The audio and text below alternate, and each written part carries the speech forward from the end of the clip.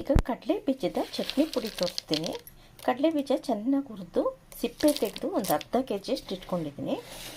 ಈಗ ಒಣ ಕೊಬ್ಬರಿ ಇದನ್ನು ಸ್ವಲ್ಪ ಬೆಚ್ಚಗೆ ಮಾಡಿ ಇಟ್ಕೊಂಡಿದ್ದೀನಿ. ಸಣ್ಣದಾಗಿ ಪೀಸ್ಗಳು ಮಾಡಿ ಇಟ್ಕೊಂಡಿದ್ದೀನಿ. ಒಣಮೆಣಸಿನ್ಕಾಯಿ ಒಂದು 20 ತೊಗೊಂಡಿದ್ದೀನಿ.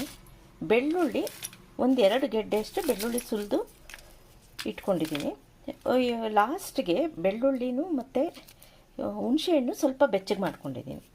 ಇದಕ್ಕೆ ಸ್ವಲ್ಪ ಉಪ್ಪು ಹಾಕ್ಕೊಂಡು ಇದೆಲ್ಲ ಕೊಬ್ಬರಿ ಮೆಣಸಿನ್ಕಾಯಿ ಎಲ್ಲ ಮಿಕ್ಸಿ ಮಾಡ್ಕೋಬೇಕು. ಈಗ ಕೊಬ್ಬರಿ ಮೆಣಸಿನ್ಕಾಯಿ ಎಲ್ಲ ಮಿಕ್ಸಿ ಮಾಡ್ಕೊಂಡಿದ್ದೀನಿ, ಹುಣಸೆಹಣ್ಣು ಎಲ್ಲ. ಈಗ ಕಡಲೆ ಬೀಜ ಬೇರೆ ಜಾರ್ಗೆ ಹಾಕ್ಕೊಂಡು ಬೆಳ್ಳುಳ್ಳಿ,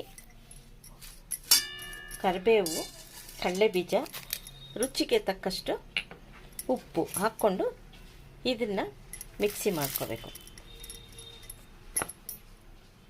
ಈಗ ಕಡಲೆ ಬೀಜ ಆಡಿಸ್ಕೊಂಡಿರೋದಕ್ಕೆ ಮತ್ತೆ ಕೊಬ್ಬರಿ ಇದೆಲ್ಲ ಹಾಕಿರೋದು ಮತ್ತೆ ಹಾಕ್ಕೊಂಡು ಎಲ್ಲ ಒಟ್ಟಿಗೆ ಮಿಕ್ಸ್ ಆಗೋಂಗೆ ಆಡಿಸ್ಕೋಬೇಕು.